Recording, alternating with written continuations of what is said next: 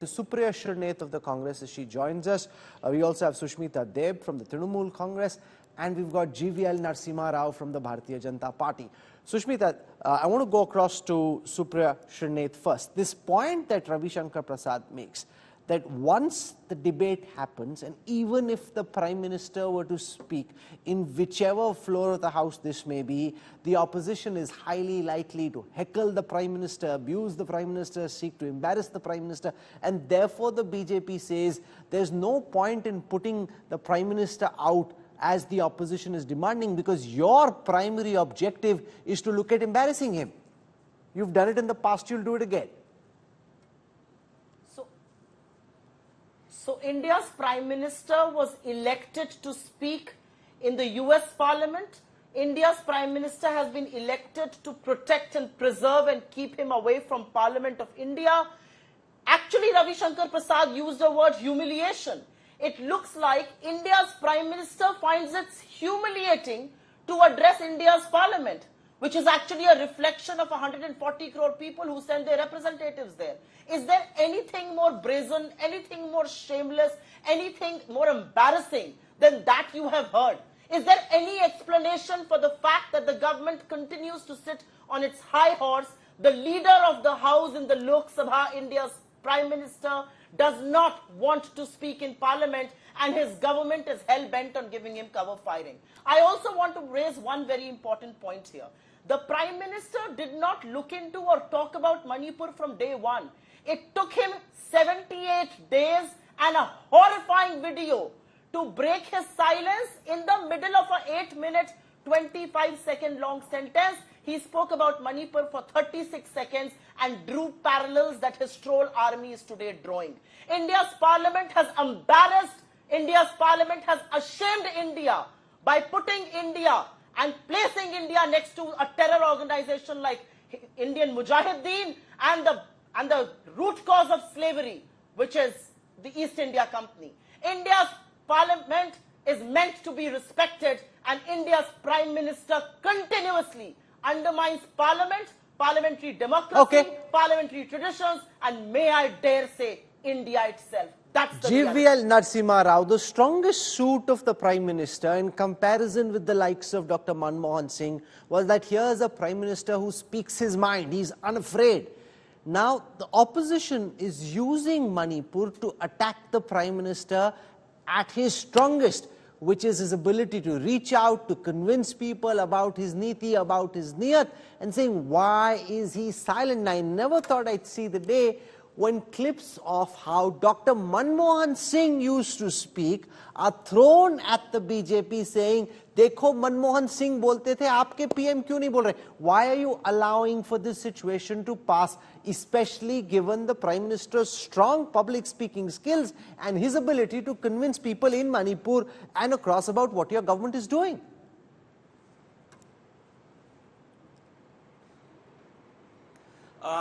Rahul, first of all, it's shameful for the opposition to indulge in slander and to not allow Parliament to function. If there is anyone who's humiliating India's democracy, it is a party called the Indian National Congress, founded by a Britishman, founded by an Englishman.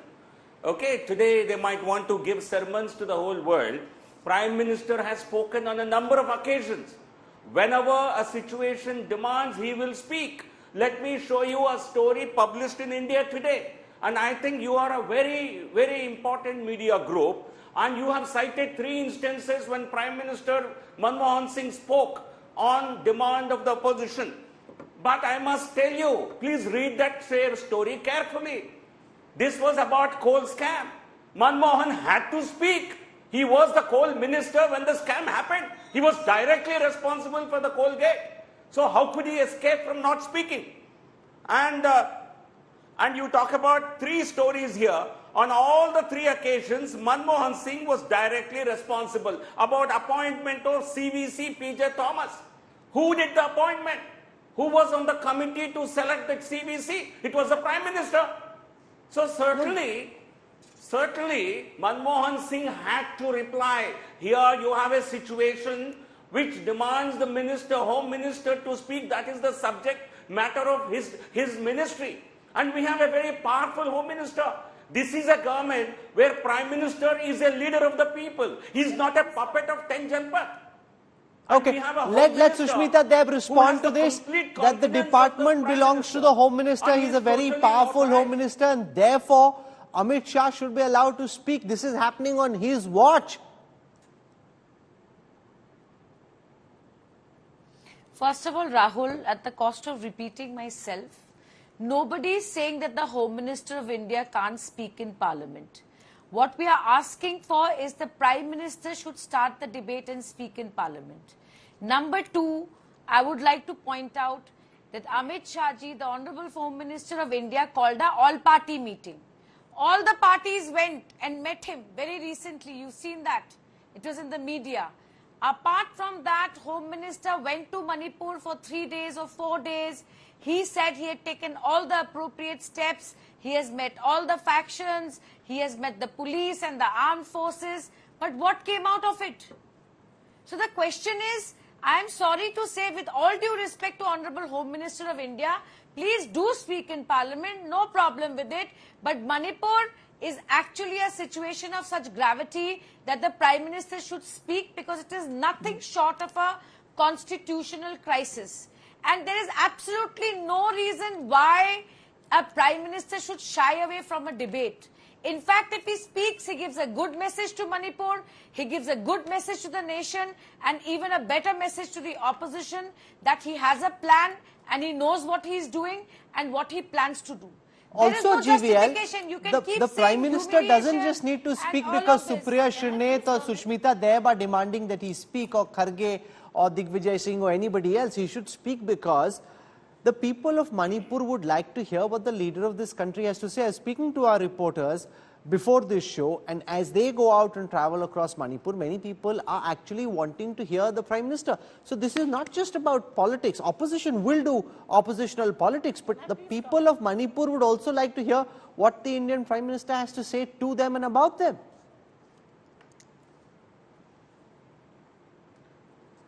Rahul, I think as every countryman knows, Prime Minister, Honorable Prime Minister, is a hands-on Prime Minister. Every nook and corner of this country, every decision that the government needs to be made, he ensures that those decisions are made. And he has already spoken on an incident on that unfortunate, rather very shocking video that but he surfaced. spoke 70 plus days late. Seen the reaction of the he spoke Prime after Minister. A video came out while Manipur was burning for many weeks. The Prime Minister didn't speak. But this video, Rahul, as the Prime Minister, he doesn't need the counsel of anybody as to when he needs to speak, to whom he needs to speak, how does he bring a situation under control. He has the responsibility, he feels the responsibility, and he does it in the most befitting manner. We don't need some members in the opposition to really guide us on this. We have not contracted him to give us this kind of guidance. If they want, they can go and they can speak. Prime Minister will speak whenever he believes that his speaking on the subject, it does help improve the situation. Rajat Sethi, do you think the BJP is doing the right thing by holding out on the Prime Minister speaking, or do they run the risk of turning the Prime Minister's biggest strength into seeming like a weakness? Well, Rahul, I think it has become more of a war of narratives instead of actually resolving the issue at hand. If I, were to look at how the government as a whole machinery is operating, every arm of the government is right now in action. Right from the foreign minister who was in the ASEAN region, he was probably in Thailand, wherein he, spoke to and met senior dignitaries of the Myanmarese government to ensure that there is strict vigilance on the border. The defense minister ensured that all the required troops from the armed forces are there, and any kind of facilities or in terms of refugee setup has to be provided. The Indian armed forces would be there. The home ministry has been having several rounds of discussions and briefing the Honorable Prime Minister after every round of deliberation is happening by the two opposing communities. The community leaders are being ferried to New Delhi. Look at all these arms which are working in sync with each other, and they are reporting to the Prime Minister. It's just that the Prime Minister is not obliged to come out that after every briefing that he gets, to come in before the media and say that this is the briefing I got. I think he has a plan in mind wherein he is looking Let at... Supriya Shrinath respond to what you're saying. The top ministers meeting the Myanmar junta, trying to ensure that poppy smuggling from Myanmar, arms smuggling from Myanmar is brought to a stop, trying to barricade the border in Manipur and elsewhere. What needs to be done, Rajat Sethi argues, is being done. The Prime Minister needn't give the opposition ball-by-ball commentary on what he's doing. Supriya Shrinath. So there are three words that were used here by the BJP spokesperson and by the gentleman who just spoke, who happened to be the advisor. I'm presuming he's no longer the advisor to Chief Minister, would have advised him otherwise. Situation demands, only then will the Prime Minister speak. He's a very hands-on Prime Minister and he's not obliged to speak. No, sirs, he is absolutely obliged to speak. Manipur is an intrinsic part of India, a state of India that has been torn by strife and violence, where women and children, 60,000 of them, have been displaced, 142 dead. You are telling me that the Prime Minister doesn't need to take this country into confidence? You are telling me that the Prime Minister only needs to speak when a horrifying video surfaces and only for 36 seconds? You are telling me that the Prime Minister does not owe it to Parliament to speak? We are a part of parliamentary democracy. Please do not undermine the temple of democracy. And I will also tell you one more thing, Rahul. The Prime Minister chose not to speak on the anti-farmer laws. 750 farmers lost their lives. He eventually had to go back and withdraw those laws. That's the reality. The country is paying a price for the brazen arrogance and ego of the Prime Minister. ये कौन सी इज्जत है आपकी? आप देश के प्रधानमंत्री हैं, सदन के नेता हैं, आकर बात कीजिए. And I also want to point out one very important thing here. If you think your speaking is going to keep people quiet, it will not. The world is questioning your silence. The world is questioning that you're interested in speaking in other countries' parliament, but not your own. The reality is that Rahul Gandhi could visit Manipur, but you cannot speak a word, even appealing for peace. That's the reality of the country today. And you are GVL Narasimha Rao, this charge that the Prime Minister addressed a joint session of Parliament in the US when he spoke to the joint session of Congress, but doesn't want to seem to do so in India when Parliament is in session. He should come forward and say, yes, I will speak. Why is this even a subject of debate?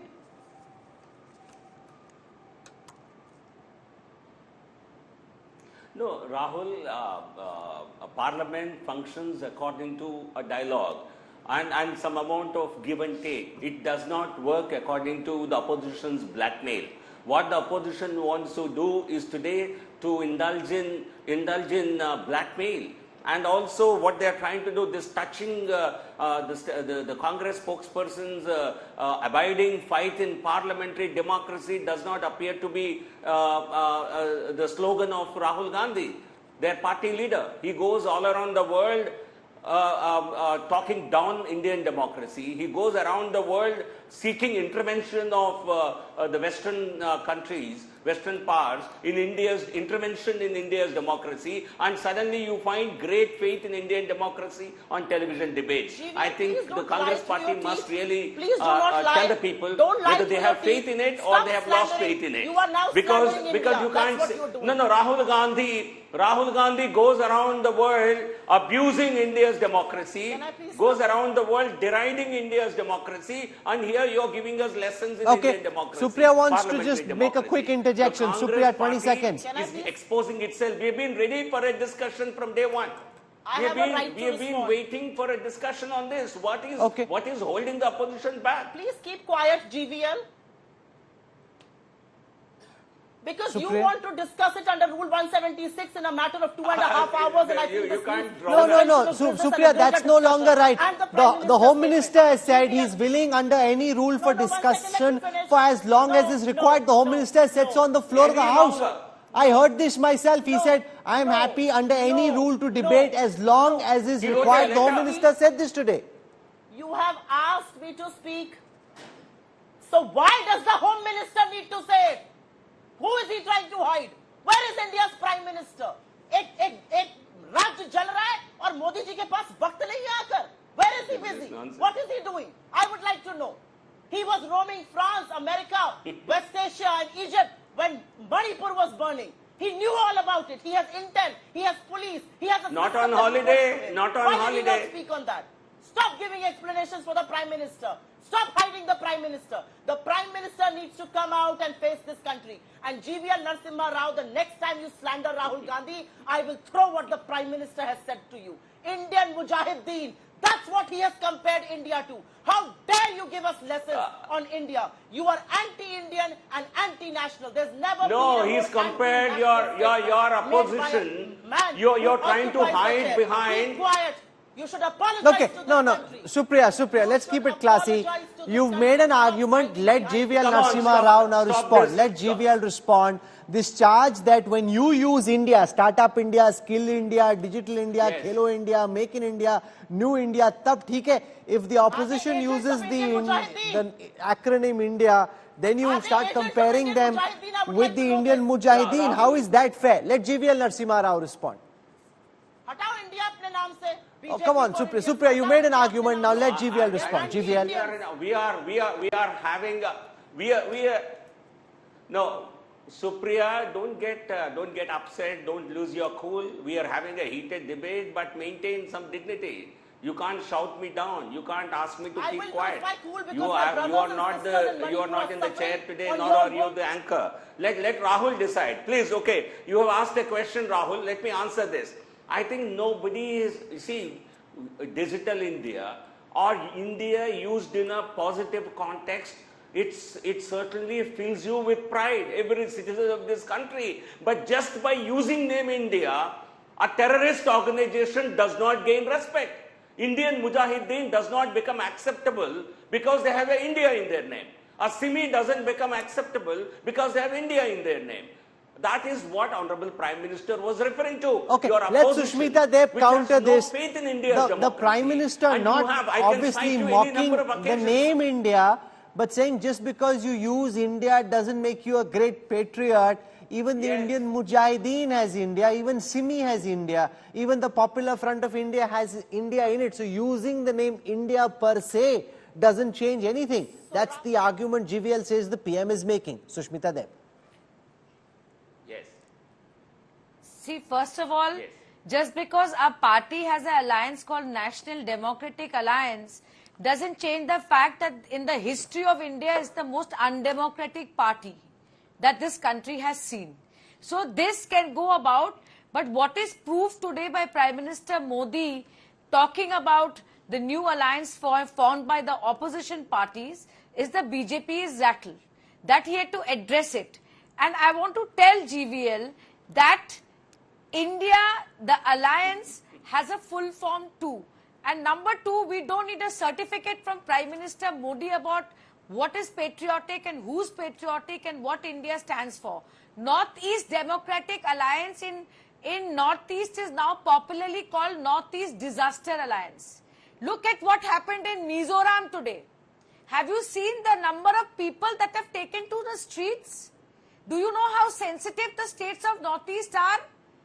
They have undone, the BJP has undone the Northeast, what we have done over the last 70 years as a nation to bring back peace to Northeast. That's what the Prime Minister should be talking about. A Prime Minister who campaigns relentlessly in every state election doesn't want to speak in Parliament about a state why? There's no justification. BJP's electoral success and the development that you've done in the Northeast was one of the BJP's big achievements.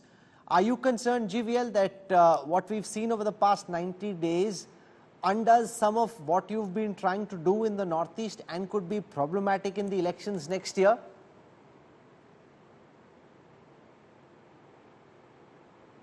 No, Rahul. We are not even looking at that electoral dynamics now. We certainly have a challenging situation in Manipur, and it's nothing. Honestly, this region was had such problems in the past, and for 70 years there was no development. A friend from Trinamool Congress is claiming a lot of development has happened. No, the people of Northeast are experiencing development only in the last 9 years. Sushmita, which development are you talking about? Which there have been accords with practically there has been peace all over Northeast over the last 9 years. But certainly, but this has happened on your watch, which is the point I'm making, that Manipur now undoes some of the good work that you've done in the Northeast. Okay, I want to go across to Rahul. But you see, Rahul, people do understand. People of Manipur and rest of it's. The problem with BJP and RSS is you all know nothing about Northeast. You just treat no, it but as the real peace was established in Nagaland, Manipur, Mizoram. I want to go across to Rahul Tripura, Srivastava, National Affairs Editor. Rahul, you've got the opposition making the demand that the Prime Minister speak, and nothing less is acceptable. The Home Minister now willing for a long discussion, willing to speak himself. That doesn't seem to be satisfying the opposition. Is there a possibility that there will be a way out tomorrow, the day after, or are we looking at a washout in the monsoon session? Rahul, the opposition has found a strategy to get the Prime Minister to speak. Now that the demands of Prime Minister speaking did not succeed. See, primarily, Rahul, one should understand that the rule book does not say that the Prime Minister needs to speak on issues. It is the concerned ministry. If there is a question asked, Home Minister. But yes, it has been a precedent in the past and a tradition that Prime Minister do speak. Manmohan Singh, who did not have a lot of political authority in his party, spoke some 60-odd times on various reasons. Prime Minister Narendra Modi, largely more on motion of thanks for President, addressing while there are some issues like election of Speaker, Deputy Speaker, 30-odd times. The fact is that the Prime Minister is not duty-bound to speak on issues which are concerns of different ministry. But the fact remains that the opposition, struggling for so long to get the Prime Minister to speak, has found a strategy. It's most likely a draft is ready. Most likely tomorrow a no-confidence motion can be moved before 10 a.m. because if it needs to get listed or the Speaker has to take an opinion on decision on it, no confidence motion gets moved but that's tomorrow largely morning symbolic. By the the no confidence motion, the last time it came was in 2003 when Atal Bihari Vajpayee was in government. That will get hammered in Parliament. Yes, Rahul. They are not looking at the numeric triumph in this. They are planning that if there is a no confidence motion, the Prime Minister has to speak because it is a no confidence motion against the government. No, but is the chair then duty bound to accept the no confidence motion? He can reject the no confidence motion. Rahul, usually it takes a certain amount of time that if there has been no no confidence motion 6 months, the government has proved its majority 6 months ago, then definitely it can be rejected. But if 50-odd members do sign a no confidence motion, it will be a tough ask for the Speaker to justify why he is rejecting. So the idea is not a numeric strength, but to get the Prime Minister to speak and pin the blame of Manipur and a lapse in Manipur and law and order in the country on the Prime Minister. That's the ploy. I think that's where the opposition is going tomorrow. And one will is decide that what you want to do, Supriya Shirnath? Press for a no confidence motion, even though the numbers are heavily loaded in the BJP's favor, because that then becomes the reason for the Prime Minister to have to speak at some point. I think this country needs to hear its Prime Minister. There's a Prime Minister who occupies that chair, a Prime Minister who was democratically elected, a Prime Minister who may have abdicated his duty right now, but Manipur is burning, and whatever makes him speak, I think strategists in Parliament and my more senior colleagues are going to decide on that. But I think India deserves to hear its Prime Minister who hasn't spoken on Manipur, barring the 36 seconds that he spoke in the middle of an 8-minute, 25-second speech that he made outside GVL Parliament. Narasimha Rao, does this no confidence motion bother you? The fact that they're just upping the ante in a way that they're trying to tell their voters and those who are on the fence that the Prime Minister is running away, and this is a perception you don't want should get built. You in fact want to counter this completely. Is this no confidence motion something that the Speaker will accept? How do you see this, GVL?